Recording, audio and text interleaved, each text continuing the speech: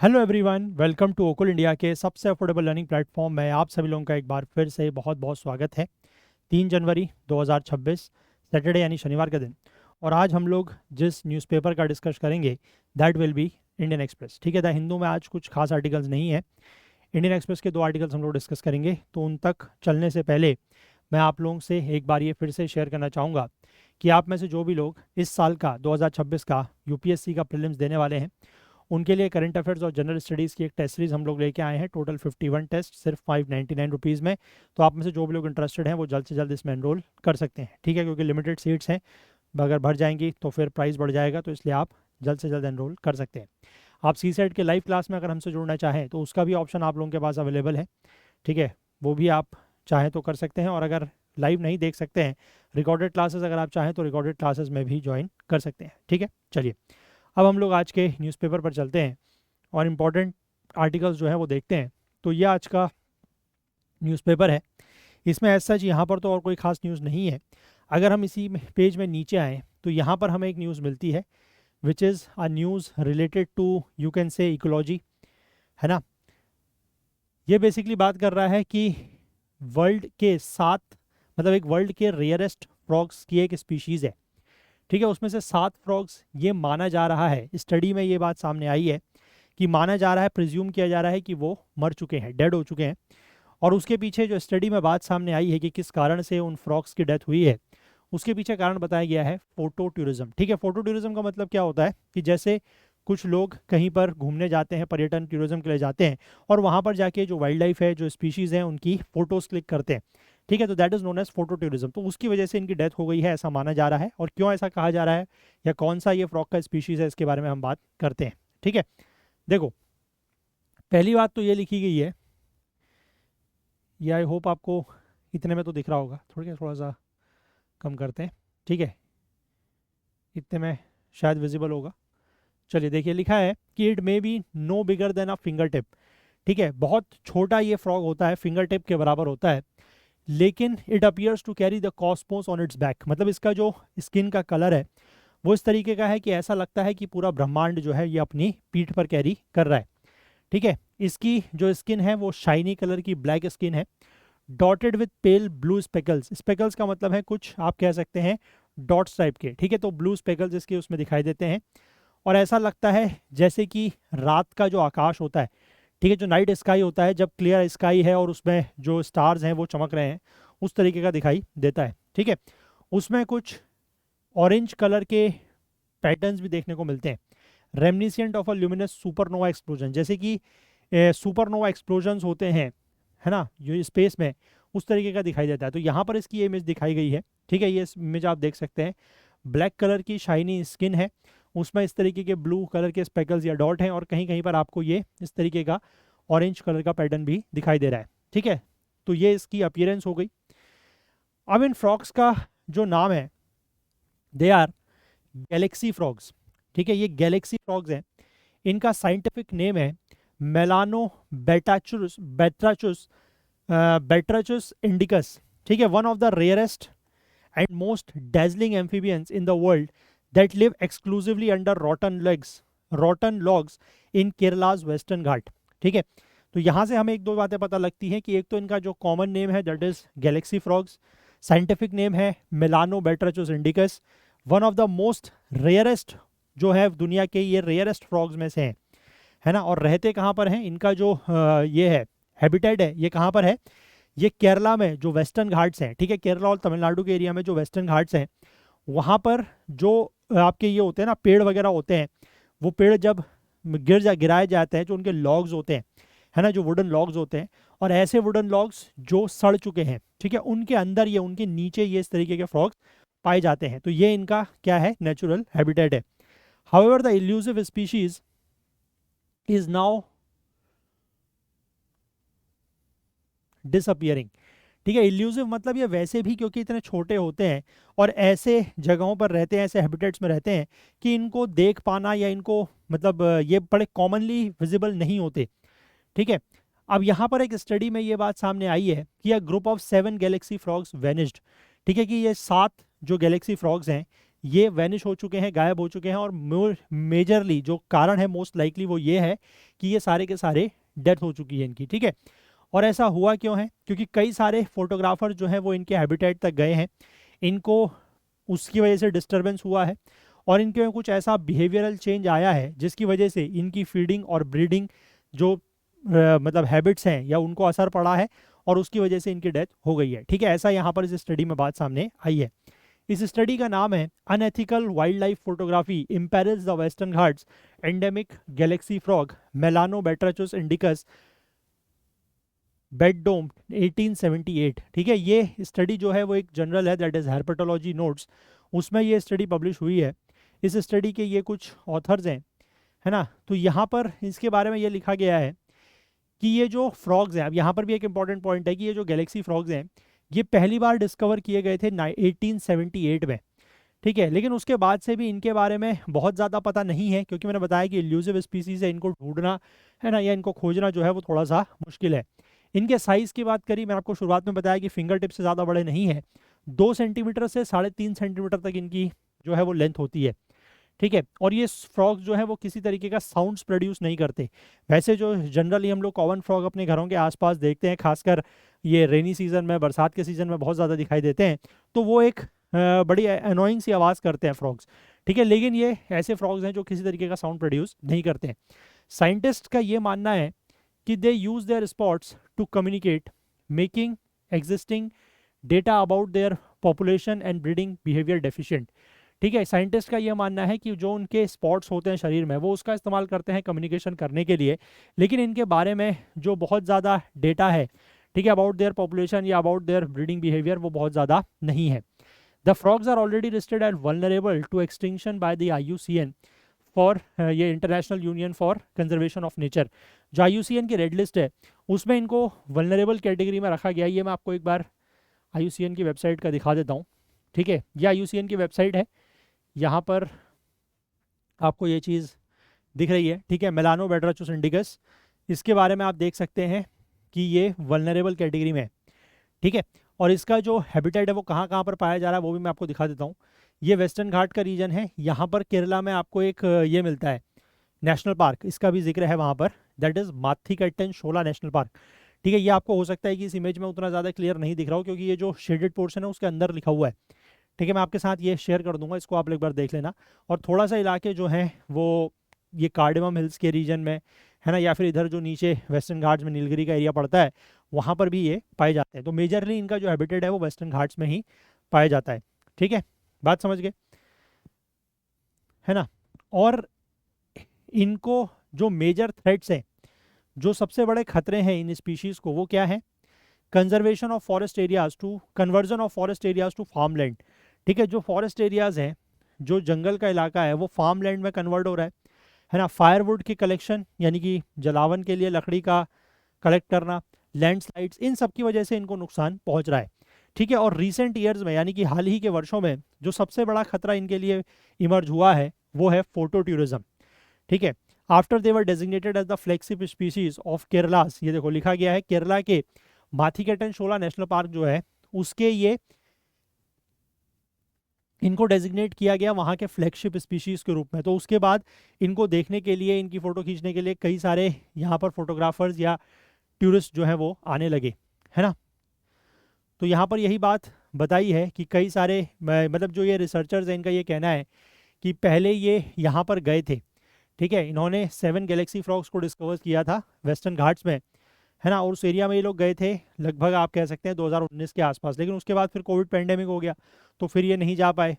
और उसके बाद जब ये फिर से यहाँ पर गए अगस्त में, तो इनको ये जो फ्रॉग्स हैं वो वहाँ पर नहीं मिले, ठीक है। तो माना जा सकता है कि ये फ्रॉग्स जो है इनकी वहाँ पर डेथ हो गई हो, ठीक है। अब यहाँ पर बेसिकली यही बताया है कि ये फ्रॉग्स की डेथ क्यों हुई है, ठीक है। तो फ्रॉग्स की डेथ बेसिकली इसलिए हुई है, ये नेक्स्ट पेज पे कंटिन्यू किया गया है। देखो यहाँ पर इसके पीछे बड़ा मतलब इन्होंने अच्छा रीज़न बताया है कि बेसिकली होता क्या है। देखो ये जो गैलेक्सी फ्रॉग्स है, ये मैंने आपको पहले ही बताया कि ये जो वुडन लॉग्स है, ठीक है, जो वुडन लॉग्स हैं, रॉटन लॉग्स हैं, उनके नीचे रहते हैं। अब ये गैलेक्सी फ्रॉग्स को कुछ प्रिसाइज इकोलॉजिकल कंडीशंस की ज़रूरत पड़ती है, जैसे कि टेम्परेचर या ह्यूमिडिटी सर्वाइव करने के लिए, ठीक है, क्योंकि ये कोल्ड ब्लडेड एनिमल्स हैं and they are at the mercy of surrounding temperatures, ठीक है। इनके बॉडी में कोल्ड ब्लडेड एनिमल्स का मतलब होता है कि वो अकॉर्डिंग टू द एनवायरनमेंट, है ना, अपने बॉडी का जो टेम्परेचर है वो रेगुलेट नहीं कर सकते, ठीक है। जैसे अगर हम बात करें मैमल्स की या ह्यूमंस की, वी आर वार्म ब्लडेड, ठीक है, तो हम टेम्परेचर के मतलब सराउंडिंग एरिया टेम्परेचर के हिसाब से, सराउंडिंग एनवायरनमेंट के हिसाब से अपने बॉडी के टेम्परेचर को रेगुलेट कर सकते हैं, लेकिन ऐसे एनिमल्स जो है वो नहीं कर सकते, ठीक है। तो ये कोल्ड ब्लडेड है और as a result they are found only in small patches of forest in the western Ghats, ठीक है। तो इसीलिए ये स्मॉल वेस्टर्न घाट्स के भी कुछ स्मॉल एरियाज में पाए जाते हैं, वाइडली डिस्ट्रीब्यूटेड नहीं है।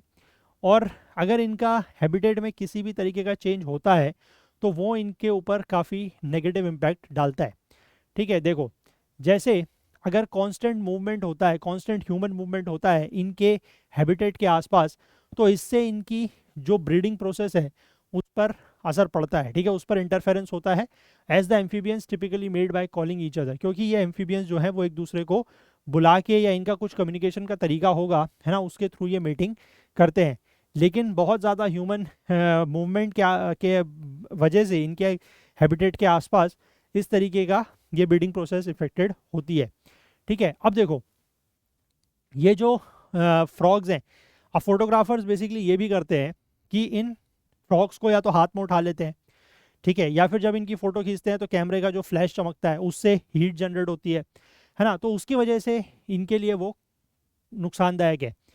और फ्रॉग्स जो हैं वो अपनी स्किन का यूज़ करते हैं रेस्पिरेशन के लिए, ठीक है, क्योंकि आपको पता है कि दे आर एम्फीबियंस, तो ये अपनी स्किन का इस्तेमाल करते हैं सांस लेने के लिए, ठीक है। ये अपनी स्किन को मॉइस्ट बनाए रखते हैं, एक स्लाइमी सिक्रीशन को सिक्रेट करते हैं जिसका नाम होता है म्यूकस, ताकि वो स्किन से ब्रीथ कर सकें। और अगर इनकी स्किन जो है वो ड्राई हो जाती है, और ड्राई क्यों होती है कि या तो इनकी बॉडी में हीट ट्रांसफ़र हो रहा है, कैसे, जब आप हाथ से पकड़ ले रहे हैं, आप इतने छोटे हैं, अगर आप हाथ से पकड़ेंगे तो आपके जो हाथ की गर्मी है ना, उसकी वजह से हीट ट्रांसफ़र हो सकता है, तो इनकी स्किन जो है वो ड्राई हो सकती है। या फिर आप कैमरे का इस्तेमाल कर रहे हैं तो कैमरे में का जो फ्लैश होता है उसकी वजह से हीट ट्रांसफ़र हो सकती है, तो उसकी वजह से इनकी जो बॉडी है या जो इनकी स्किन है वो ड्राई हो जाती है ना, और इनको फिर रेस्पिरेशन करने में दिक्कत होती है और उसकी वजह से ये मर जाते हैं, है ना, वही चीज़ यहाँ पर लिखी है। तो capturing frogs with bare hands can also pose a risk of pathogen transfer from humans to amphibians exposing them to lethal disease. और अगर आप इनको बेयर हैंड से पकड़ते हैं, है ना, मतलब नंगे हाथों से पकड़ते हैं, तो कोई ग्लव्स वगैरह पहना हो तो अलग बात है, बट इतना टूरिस्ट या फोटोग्राफर्स तो करेंगे नहीं, है ना, वो इसको जस्ट ये करते हैं कि बेयर हैंड से पकड़ते हैं। तो बेयर हैंड से पकड़ने की वजह से ह्यूमन से इस एनिमल में कुछ पैथोजेंस भी ट्रांसफर हो सकते हैं, ठीक है ना, जो डिजीज कॉजिंग ऑर्गेनिजम्स हैं वो भी ट्रांसफर हो सकते हैं, तो उसकी वजह से भी इनको कुछ लीथल डिजीजेस हो सकती हैं।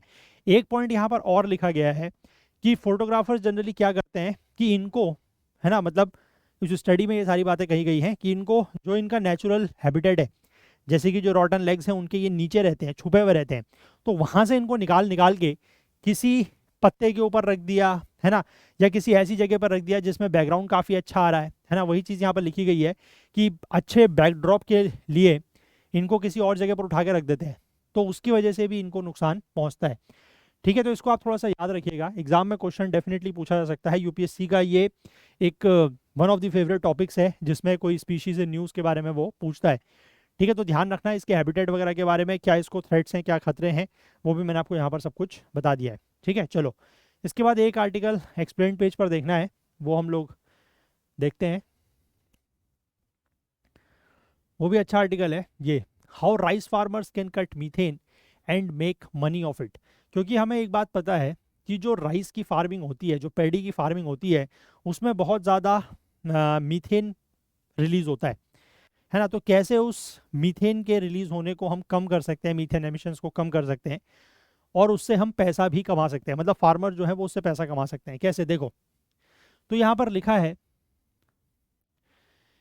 कि ये बात आसान नहीं है फार्मर्स के लिए, मतलब उनको ये बोलना कि आप ग्रीन हाउस गैस एमिशंस को कम करें, है ना, या फिर आप जो है वो बाकी क्लाइमेट गोल्स को अचीव करने के लिए प्रयास करें, और ख़ासकर वो भी तब जब ऐसा करने के लिए उनको किसी नए तरीके की मशीनरी लेनी पड़े, उस पर इन्वेस्ट करना पड़े, जैसे कि हैप्पी सीडर्स, बेलर्स, है ना, या स्ट्रॉ चॉपर्स।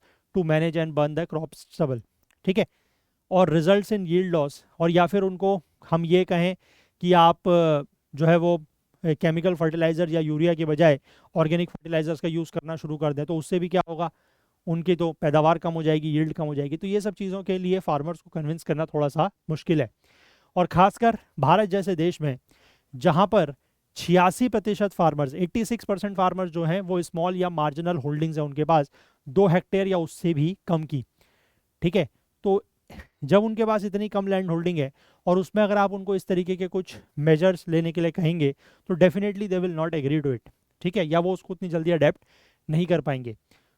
तो वहीं पर एक transformative low effort high impact agricultural practices can make a difference. तो ऐसी ही सिचुएशंस में लो एफर्ट मतलब जिसमें एफर्ट कम लग रहा हो और इम्पैक्ट जो है वो ज़्यादा हो रहा हो, ऐसे एग्रीकल्चरल प्रैक्टिसेस जो हैं वो कुछ अंतर पैदा कर सकते हैं, डिफरेंसेस पैदा कर सकते हैं। इसी तरीके का एक प्रैक्टिस है जो कि स्पेसिफिक है राइस कल्टीवेशन के लिए, that is alternate wetting and drawing, AWD, ठीक है। अभी AWD क्या है उसके लिए पहले हम ये समझेंगे कि राइस का जो राइस कल्टीवेशन का जो ट्रेडिशनल या कन्वेंशनल मेथड है वो क्या है। कन्वेंशनल राइस फार्मिंग में हमें पता है कि सबसे पहले हम क्या करते हैं, एक नर्सरी बनाते हैं, ठीक है, नर्सरी बनाते हैं। नर्सरी आपने वो देखा होगा जैसे मतलब एक जगह होती है जिसके ऊपर से वो शेड वगैरह डाल के रखते हैं, है ना, ग्रीन हाउस भी उसको कहते हैं, पॉली हाउस भी उसको कहते हैं, तो वो सब चीज़ें होती हैं, ठीक है। पहले नर्सरी बनाई जाती है। नर्सरी में क्या होता है कि पैडी सीड्स को सो किया जाता है, मतलब जो धान के बीज हैं पहले उनकी बुआई होती है और उसके बाद फिर वो छोटे छोटे प्लांट्स जो हैं वो बनते हैं। उसके बाद ये जो सीडलिंग्स हैं या फिर ये छोटे जो प्लांट्स हैं इनको रीप्लांट किया जाता है। 25 से 30 दिन तक तो नर्सरी में रहते हैं और 25 से 30 दिन के बाद इनको मेन फील्ड में ट्रांसप्लांट किया जाता है, ठीक है। और वो जो फील्ड है वो लगभग जितना नर्सरी का एरिया है उससे 10 गुना बड़ा होता है, ठीक है। अब इसके बाद जो क्रॉप की ड्यूरेशन है ट्रांसप्लांट करने के बाद, मतलब लगभग 1 महीने तक वो नर्सरी में उगेंगे, उसके बाद उनको मेन फील्ड में ट्रांसप्लांट करेंगे। उसके बाद की जो क्रॉप ड्यूरेशन है वो लगभग 3 महीने के आसपास की मान लीजिए, 3 साढ़े 3 महीने की है, कहीं कहीं पर 4 महीने 120 दिन तक की भी हो सकती है या उससे ज़्यादा भी हो सकती है कुछ वैरायटीज़ के केस में, ठीक है। अब over a typical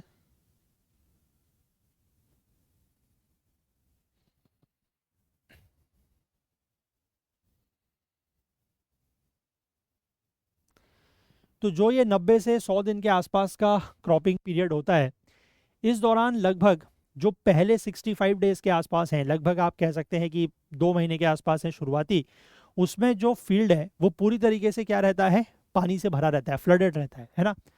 continuous flooding यानी कि वाटर लगभग 4 से 5 सेंटीमीटर तक पानी उसमें रखा जाता है। और ऐसा करने के पीछे जो मेन पर्पस है वो है जो वीड्स हैं, ठीक है, ताकि वीड्स वहाँ पर ग्रो ना हो सकें, इसके लिए वो जो पैडी का फील्ड है ना, जहाँ पर धान की खेती हो रही है उसको क्या करा जाता है, फ्लडेड किया जाता है, ठीक है। अब इस तरीके की जो फ्लडिंग की रिक्वायरमेंट है वो लगभग 65 डेज के आसपास कम हो जाती है, क्योंकि उसके बाद क्या होता है कि जो पैडी की क्रॉप है उसमें वेजिटेटिव ग्रोथ शुरू हो जाती है, ठीक है। वेजिटेटिव ग्रोथ मतलब कि प्लांट जो है वो बड़ा होने लगेगा, उसमें पौधे आने लगेंगे, ठीक है, उसमें मल्टीपल शूट्स निकलने शुरू हो जाएंगे, तो ये सब चीज़ें होंगी, ठीक है। And the tillering stage is completed. Tillering stage का मतलब है जो पत्ते वगैरह उसमें नए आते हैं वो आने पूरे हो जाते हैं तब तक। और उसके बाद जो है वो पेनिकल्स, पेनिकल्स मतलब जो फ्लावर क्लस्टर्स हैं, यानी कि फूल आने शुरू होंगे, फूल के ऊपर फिर वो ग्रेन्स बालियाँ आनी शुरू होंगी, है ना, तो वो सब चीज़ें शुरू हो जाती हैं लगभग 65 दिन के आसपास तक। तब तक उनको पानी में फ्लडेड रखना ज़रूरी है, ठीक है।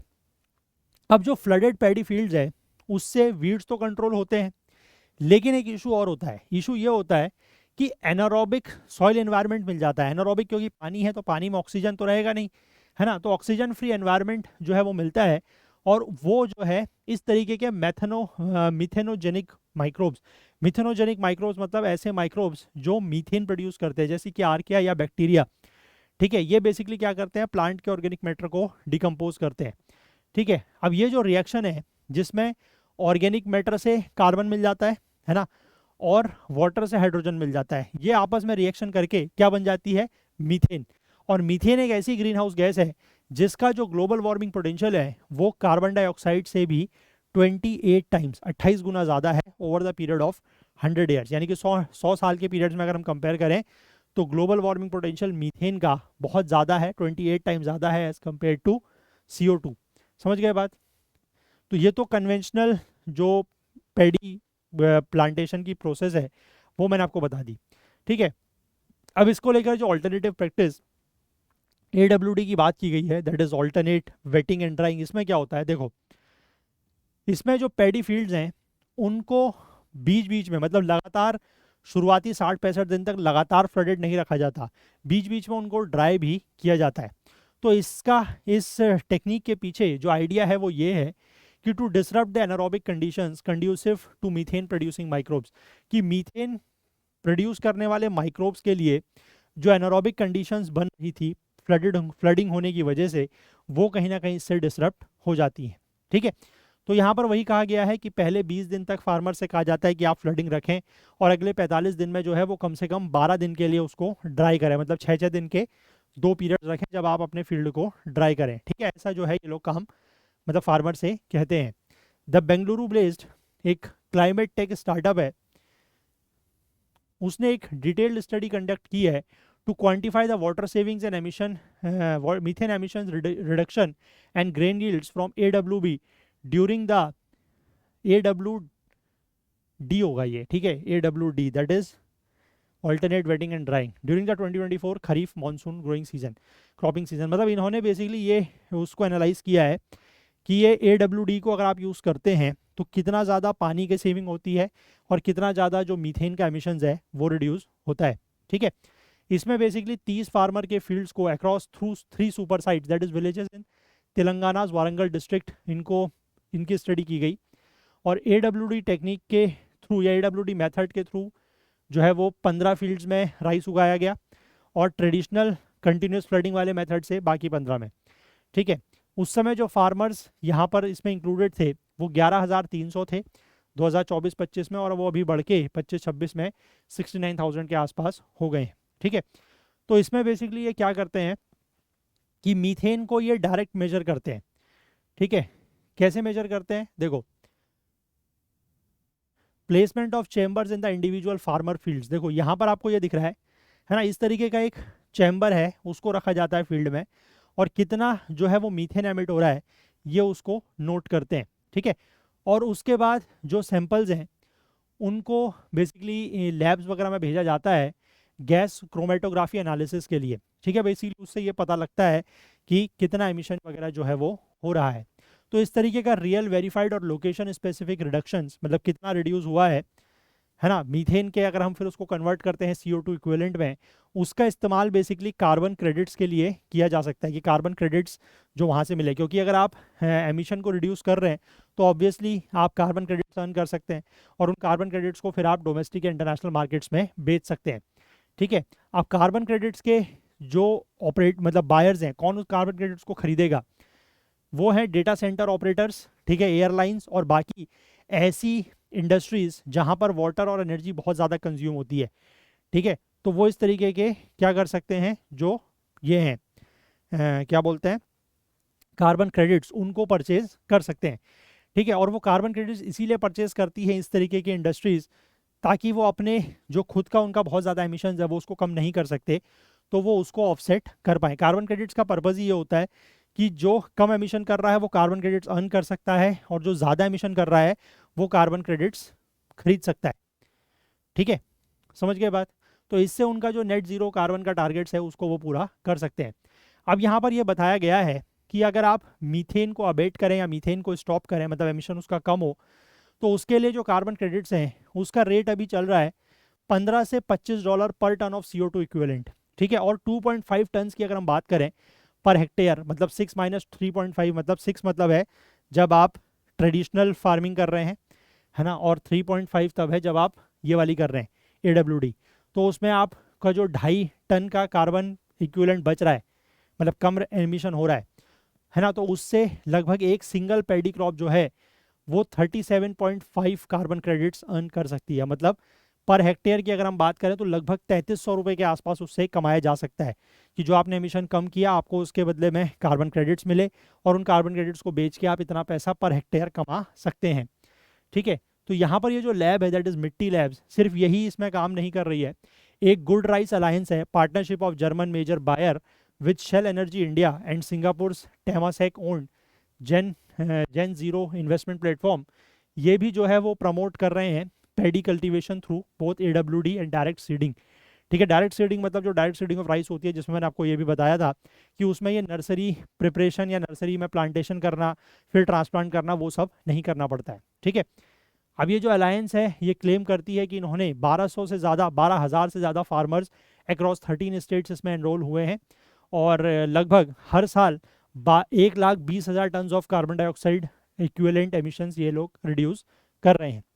ठीक है, और खासकर ये एक ऐसा फील्ड है दैट्स ओपनिंग अप। ठीक है, ये फील्ड जो है वो और ज़्यादा खुल रहा है और ऐसी क्रॉप में जिसको लेकर इंडिया जो है वो आज ना कि सिर्फ या बल्कि सिर्फ दुनिया का टॉप प्रोड्यूसर है बल्कि टॉप एक्सपोर्टर भी है। ठीक है, तो उसके लिए ये चीज़ें, ये फील्ड जो है वो ओपन हो रही है। ठीक है, क्लियर है बात? चलिए, तो आई होप आप समझ गए होंगे। AWD इसको भी आप लोग ध्यान रखिएगा, ऑल्टरनेटिव वेटिंग एंड ड्राइंग। ठीक है, एग्रीकल्चर से रिलेटेड टॉपिक बनता है, वेरी इंपॉर्टेंट टॉपिक एग्रीकल्चर और साथ में आप कह सकते हैं कि एनवायरनमेंट। ठीक है, दोनों को क्लब करके टॉपिक बनता है, GS पेपर 3 में बढ़िया टॉपिक है, क्वेश्चन पूछा जा सकता है प्रीलिम्स में भी और मेंस में भी, है ना। चलिए, तो यही तो आर्टिकल्स थे जो आज हमें डिस्कस करने थे, तो हम लोग सेशन को इतना ही रखेंगे। और मैंने आपको बताया है कि हम लोग, जैसे हमने पिछले 1-2 दिनों में किया है, हम इंडियन एक्सप्रेस के साथ साथ द हिंदू के आर्टिकल्स भी ले रहे हैं, जो इंपॉर्टेंट आर्टिकल्स हैं। ठीक है, जिस दिन भी होंगे उस दिन हम दोनों को कंबाइन करके चलेंगे। ठीक है, चलिए, और साथ ही साथ जो हमने वो PIB एक्सप्लेनर्स की एक सीरीज़ शुरू की है, जिसमें 2 वीडियो अभी तक हम लोगों ने पोस्ट किए हैं, एक ट्रांसफॉर्मिंग इंडिया विद AI और दूसरा कल हमने बात की थी जो इंडिजीनियस हमारा माइक्रो प्रोसेसर बना है, इंडिया का पहला 1 गीगाहर्ट्ज़ 64 बिट का माइक्रो प्रोसेसर दैट इज ध्रुव 64, उसके बारे में हमने बात की है। तो मैं चाहूँगा कि आप लोग उन वीडियोज़ को भी ज़रूर देखें। ठीक है, वो भी आपके काम आएंगे और उनके हम आपको PDFs वगैरह भी टेलीग्राम चैनल पर शेयर करते हैं, है ना। चलिए, तो आज के लिए इतना ही रखेंगे और अगर आप हमारे CSET लाइव क्लासेस में जुड़ना चाहते हैं तो उसके लिए भी ऑप्शन अवेलेबल है, रिकॉर्डेड क्लासेस में ज्वाइन करना चाहें उसके लिए भी ऑप्शन अवेलेबल है, और टेस्ट सीरीज़ अगर आपको परचेज़ करनी है प्रीलिम्स के लिए तो वो भी आपको मिल जाएगी। सारे के सारे जो लिंक्स हैं ये आपको नीचे डिस्क्रिप्शन में ही मिल जाएंगे, या आप हमारे ऐप या वेबसाइट पर थ्रू जाके भी एनरोल कर सकते हैं। तो चलिए, आज के लिए इतना ही रखेंगे। अगर आपको सेशन पसंद आया हो, sorry this is not second, this is 3rd of January, अगर आपको सेशन पसंद आया हो तो प्लीज़ लाइक ज़रूर करें, ज़्यादा से ज़्यादा शेयर करें। आपके जो भी डाउट्स हैं, जो क्वेरीज़ हैं, वो आप शेयर कर सकते हैं, अपने फीडबैक्स वगैरह ज़रूर दें। और चैनल को अभी तक आपने सब्सक्राइब नहीं किया है हमारे ओकुल IAS चैनल को, तो इसको ज़रूर सब्सक्राइब कर लें और बेल आइकन प्रेस करना ना भूलें ताकि वीडियोस के नोटिफिकेशन आपको ऑन टाइम मिल सकें। हाईलाइटेड आर्टिकल्स के लिए आप हमारा करंट अफेयर्स ओकुल टेलीग्राम चैनल, इसको ज़रूर ज्वाइन करें, लिंक इसका नीचे डिस्क्रिप्शन में है, या फिर आप इसको टेलीग्राम पे सर्च करके भी ज्वाइन कर सकते हैं, या इस QR कोड को स्कैन करके भी ज्वाइन कर सकते हैं। तो चलिए, आज के लिए इतना ही रखेंगे, बाकी फिर से मिलेंगे अगले सेशन में। तब तक के लिए अपना बहुत बहुत ध्यान रखें। Please do take care of yourself. Thank you, have a nice day, bye bye.